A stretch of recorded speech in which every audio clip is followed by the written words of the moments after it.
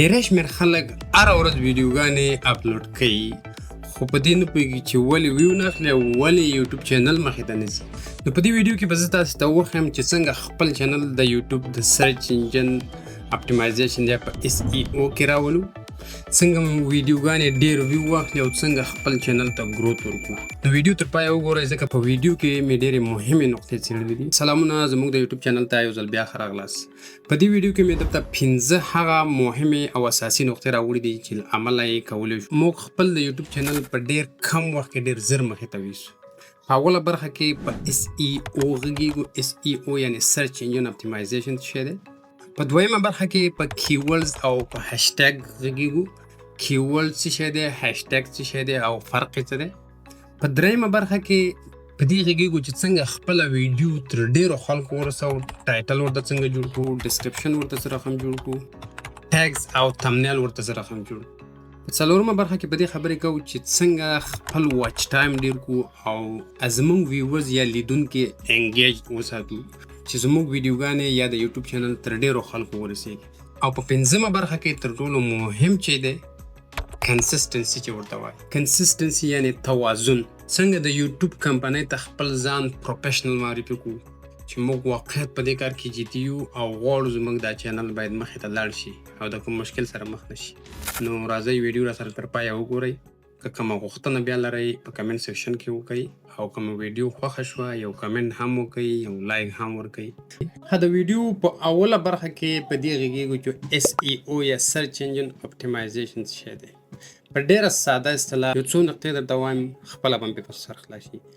SEO اپټیمایزیشن، سرچ انجن اپټیمایزیشن، دا د یوټیوب هغه برخه ده چې ستاسې چینل تر هغه معلومو خلکو ته رسوي کوم چې همدغه ویډیوګانو سره علاقه لري یا ضرورت لري چې دغه غوندې ویډیوګانې وګوري. د الګوریتم نوم به مو اورېدلی. الګوریتم چې دی د یوټیوب د اپټیمایزیشن همدغه عمده برخه ده چې هغه خپلې مشخصې ویډیوګانې تر معلومو خلکو رسوي. د مثال په ډول زه د ټکنالوژۍ په باره کې معلومات ډېر ګورم. ما ته زه چې کله مې یوټیوب خلاص کړم ما ته ډایرکټ چې کومه نوې ویډیو راشي د ټکنالوژۍ باره کې ما ته هغه سجست کوي. نو د SEO مطلب همدغه دی. د ویډیو په دویمه برخه کې کیورډز دي او هاشټیګز دي. اول باید د دې دواړو فرق وپېژنو. هاشټیګ څه لپاره دي او کیورډز څه لپاره دي. کیورډز په ډېره ساده اصطلاح باندې هغه کلیدي لغات چې زموږ دا چینل تشریح کوي. مثال خبره، زما چینل چې دی د ټکنالوژي باره کې دی، زیاتره معلومات مې د ټکنالوژۍ او د مصنوعي ځیرکتیا باره کې. نو موږ په خپل چینل کې باید هغه عمده او مشخص کوم کیورډز چې دي، مثال خبره ټکنالوژي، سکلز، AI یا ټک، نو دغه ټول باید موږ خپل چینل کې واچو. نو دغې ته وایي کیورډز. هاشټیګز چې کوم یو دي، په هاشټیګ کې ته کولی شي ایکسټرا کیورډز واچوې یا په ده کې کیدلی شي ته مطلب بعضې خلک ټک داسې لیکي لکه TEK. صحیح ده.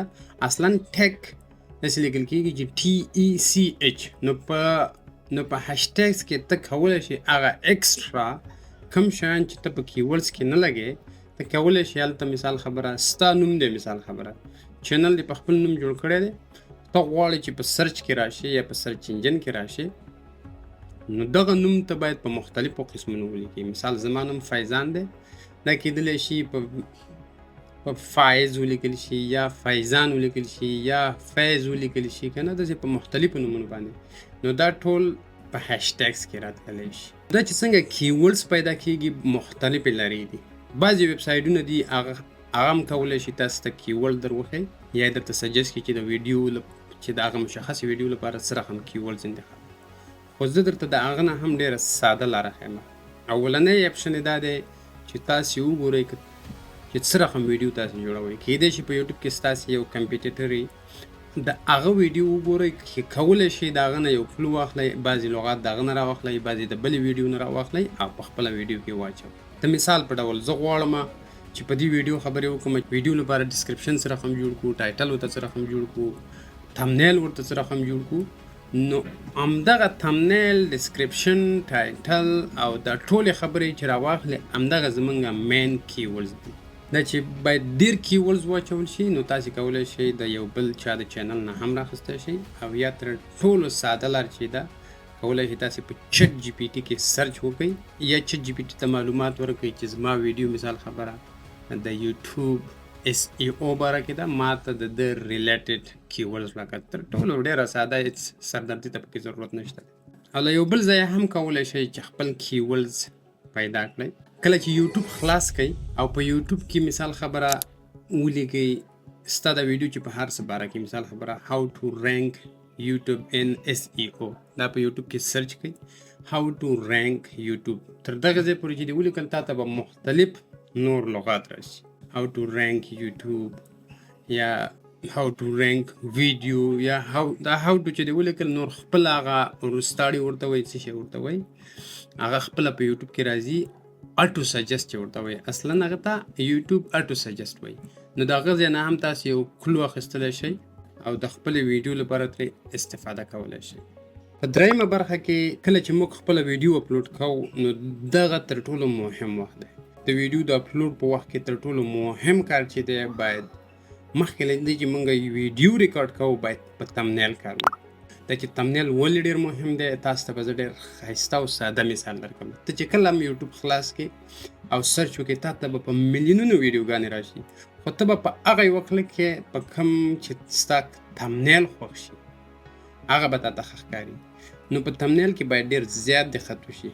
دا چې د ټایټل سره فرق څه دی په ډېر ساده اصطلاح به درته ووایم. مثال په ډول زما د یوټیوب تېره ویډیو چې ده هغه په دې باره کې وایي چې څنګه د یوټیوب نه پیسې ترلاسه کړو. how to receive money یا how YouTube send you money from YouTube. صحیح ده؟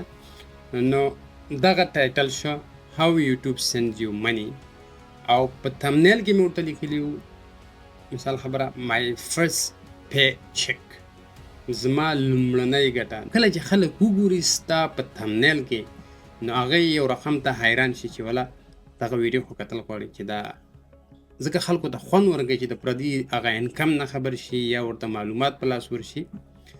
نو د تمنیل سره دغه فرق دی. یا په ساده اصطلاح باندې همدغه ویډیو د how to rank YouTube and SEO.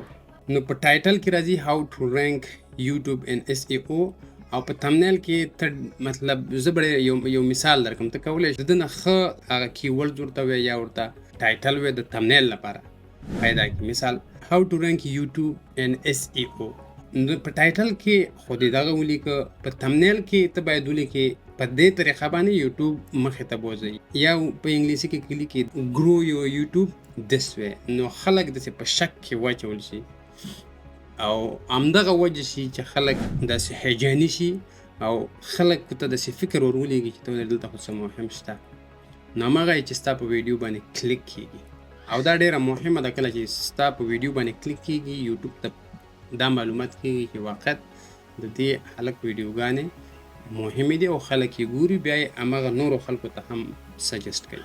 په درېیم پارټ کې ډسکرپشن دی. دا چې ډسکرپشن څه شی دی د همدغه کیورډز هشټیګ ټایټل دا ټول چې سره رایوځای کړي یوه تشریح ترې جوړه کړي او هلته په خپل ډسکرپشن کې واچوي. د مثال په ډول زما ویډیو ده how to rank YouTube and SEO یا څنګه خپل یوټیوب په سرچ انجن اپټیمایزیشن کې راولو.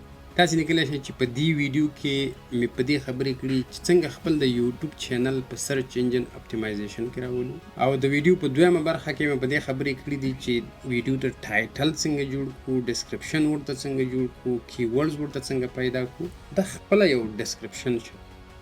نو کله چې دا خلک ګوري یا یوټیوب ته خپله پته لګېږي کله چې همدغه شانو ته خلک ضرورت لري سبا لکه په یوټیوب کې سرچ کوي ویډیو ډسکرپشن همدا ستا ویډیو ورته سجست کېږي.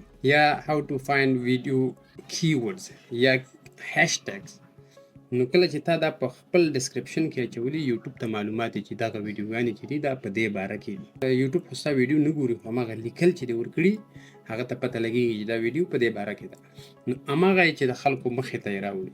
نو امید ده چې د ویډیو په درېیمه برخه کې په دغې نقاطو پوه شوي یاستئ. د ویډیو په څلورمه برخه کې چې څنګه خپل چینل مخې ته بوځو او ډېر ویور ترلاسه کړو نو دې کې دوه خبرې دي. اول دا چې یوټیوب غټې ویډیوګانې ډېرې خوښوي ځکه یوټیوب چې تا ته پیسې درکوي په دې خاطر درکوي چې خپل اعلانات پرې خپاره کړي. نو کله چې ویډیو غټه وي نو په هغه ویډیو باندې ډېر اعلانات راځي. نو کله چې ستا ویډیو اوږده او ډېر خلک یې ګوري نو یوټیوب هم دا غوره ګڼي او ډېرو خلکو ته یې سجست کوي. په دویمه برخه کې چې کله خلک ډېر انګیجمنټ وکړي یا کمنټ وکړي یا شیرز وکړي او یا کمنټونه رواني سلسله، نو یوټیوب ته معلومات کوي چې دا ویډیو ډېرې مهمې دي، ځکه خلک علاقه لري چې ډېر یې وګوري یا ورته یا پکې نور معلومات ترلاسه کړي. نو په دې خاطر به یوټیوب کوشش کوي چې ستا ویډیوګانې نورو خلکو ته سجست کړي. او په پنځمه برخه کې چې تر ټولو مهم دی کنسسټنسي، یعنی یوټیوب ته باید یو مشخص وخت وټاکي. مشخص وخت په څه معنی؟ باید یو سپیسیفیک معلوم وخت وي. مثلا په دویمه ورځ باید یو ویډیو واچي یا په دریمه ورځ واچي یا په څلورمه، په هر رقم چې خو دا باید په ځان لازم او ملزوم وګڼي چې ویډیو باید او باید په هماغه مشخص وخت واچول شي، ځکه یوټیوب ته پته لګېږي چې ته یو پروفیشنل کس یې، خواري کې زحمت باسې، نو بیا یوټیوب هم تا سره دغه یو ښه کوي چې ویډیوګانې د نورو خلکو ته سجست کوي. که ته یو ویډیو نن اچې، بله میاشت کې اچې، بیا په بله میاشت کې 3-4 اچې، بیا په راتلونکي میاشت کې بیخي اچې نه، نو همدغه چې یوټیوب ستاسې چینل په ډېر لیست کې اچوي او هېڅ چاته یې نه سجست کوي. نو کنسسټنسي تر ټولو مهمه ده. یو ویډیو په هفته کې یا په دویمه هفته کې اپلوډ کوئ، خو په معلوم وخت اپلوډ کوئ او حتما یې اپلوډ کوئ. که دغه کار ونه کوئ نو ستاسې چینل به کله هم مخته ترقي ونه کړي. نو دغه وه زموږ د نن ورځ ویډیو. په دې هیله چې یو څه مو ترې زده کړي، نو که کومه غوښتنه لرئ مهرباني وکړئ غوښتنه په کمنټ کې وکړئ، او که خفه کېږئ هم نه مهرباني وکړئ زموږ چینل سره هم سبسکرایب کړئ او له نورو ملګرو سره یې هم شریک کړئ. تر بیا لیدو پورې زه ته نه اجازه غواړم. د الله په امان.